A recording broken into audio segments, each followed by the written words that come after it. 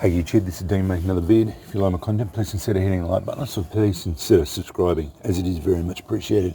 Okay, batch of ash lye done. That was the one I boiled yesterday. I tested it last night, and 12. Came up 12 again, so no dramas. I can't tell the colour of it. I've got to be careful. This lid. I've got my gloves there. Where is this? There it is there. I really should put one of these on. Now, as I keep saying, as soon as you get a 12 pH alkaline, you've got to be careful with this stuff. It's quite alkaline, so don't take any risks with it. It's quite alkaline, so it's the other side of quite basic, yeah. 7 is water, because pH scale goes from 1 to 14. 7's in the middle, which is water, and I'm reading 12 on the scale. This goes purple. Oh, it's yellow. It's orange or yellow, tea colour. So you put it in, it comes up purple straight away. Nice purple colour. Dark purple, which is, there's no green, which is 10s, so it's a purple, very dark 12. So that's how you make a 12 pH. You just got to watch that drip. 12 pH ash lye. I don't need to let that soak any longer.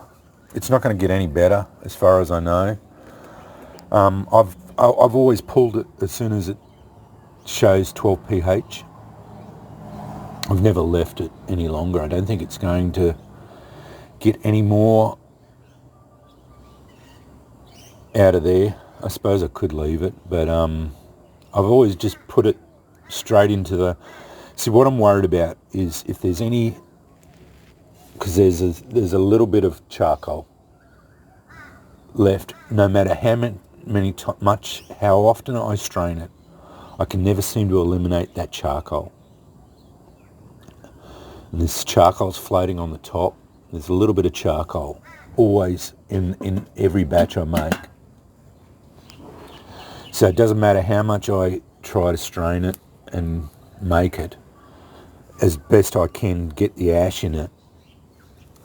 It doesn't matter what I do. I'm always getting a little bit of charcoal. And from what I know, the charcoal draws out and reduces the pH. So that's why I pull it as soon as I get a good reading. And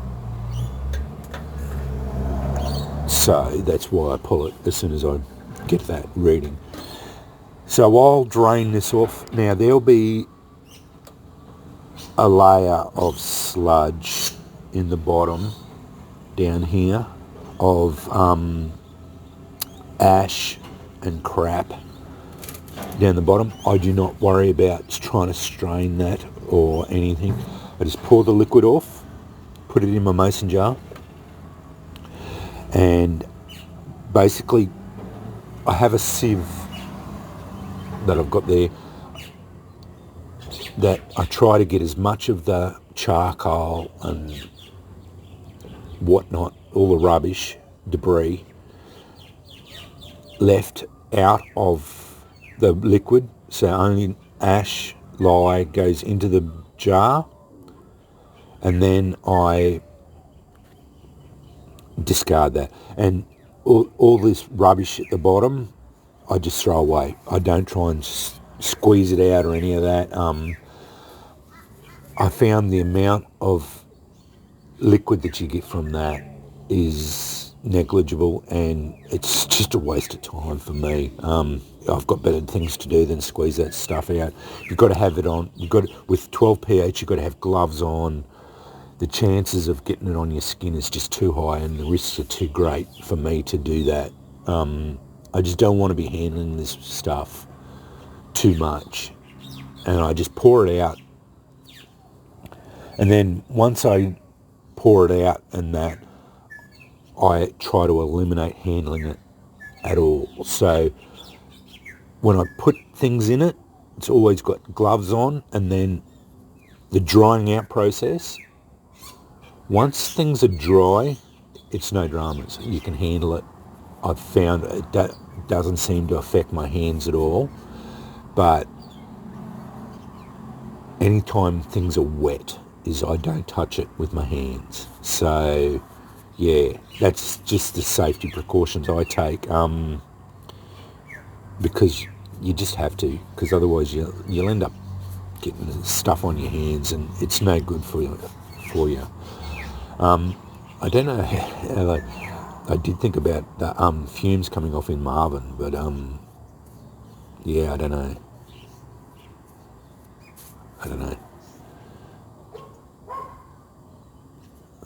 That's one thing that, yeah. But anyway, that's just one of the little things that I hadn't really worried about too much.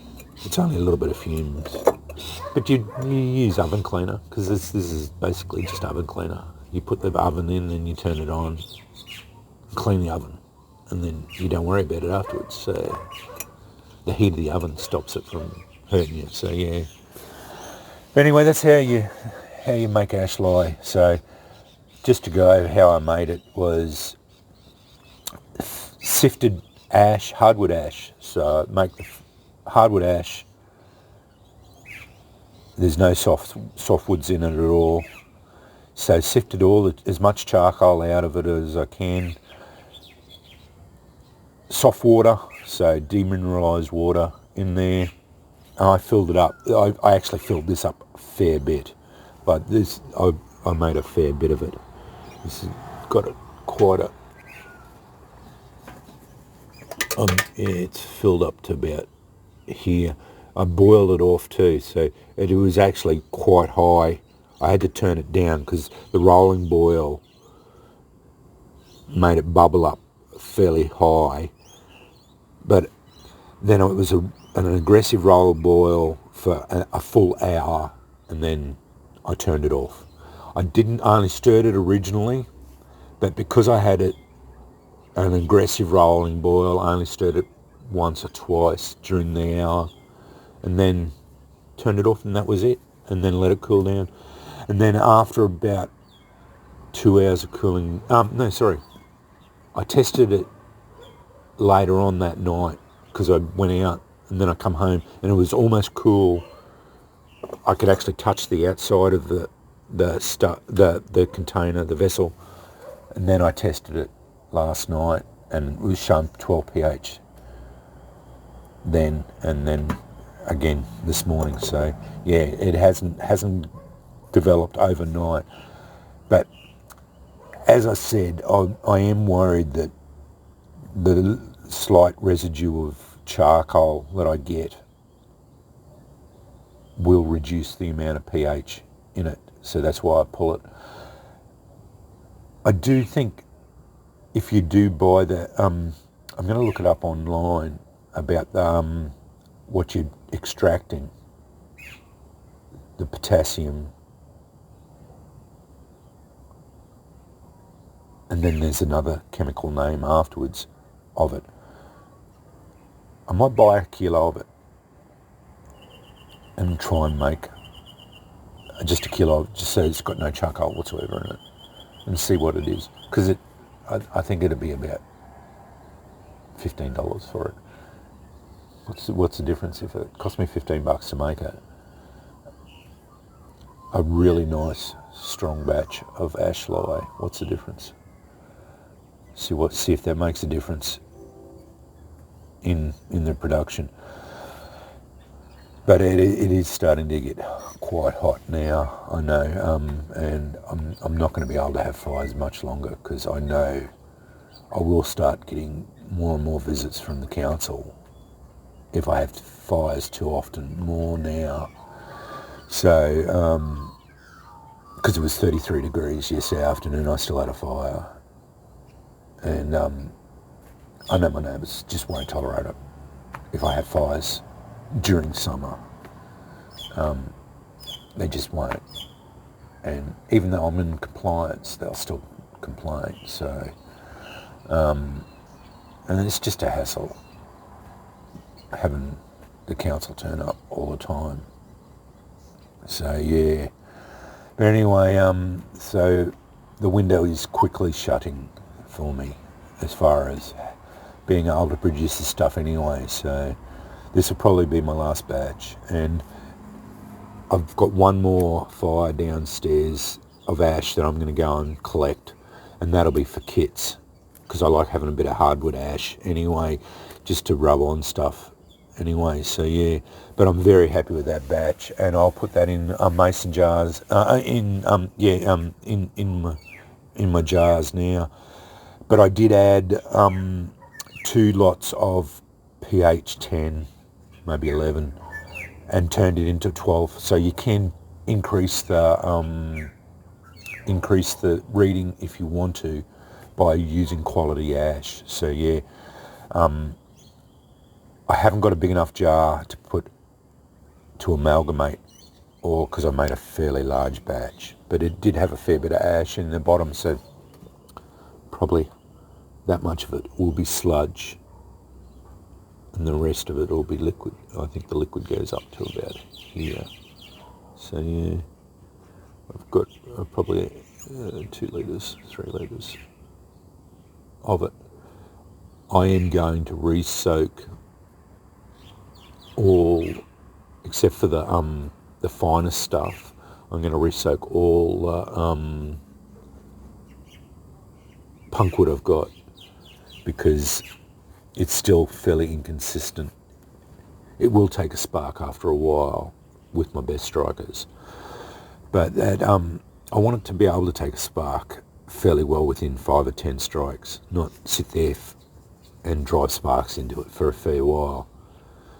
So yeah, I want to be able to soak it in this stronger batch and see if it improves it, and I'll soak it for at least 36 hours and get a good soak on it and dry it out, and we'll go from there. Anyway, wanted to show you that.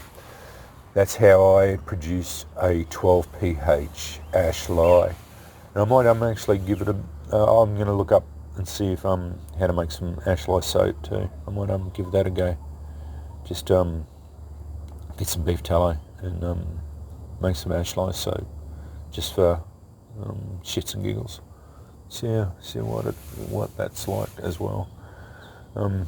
Just for some fun. Apparently soap making's fun too. So anyway, we'll see what happens. That was just I've got the ash lye, so why not? Something different as well. Anyway, thanks for watching.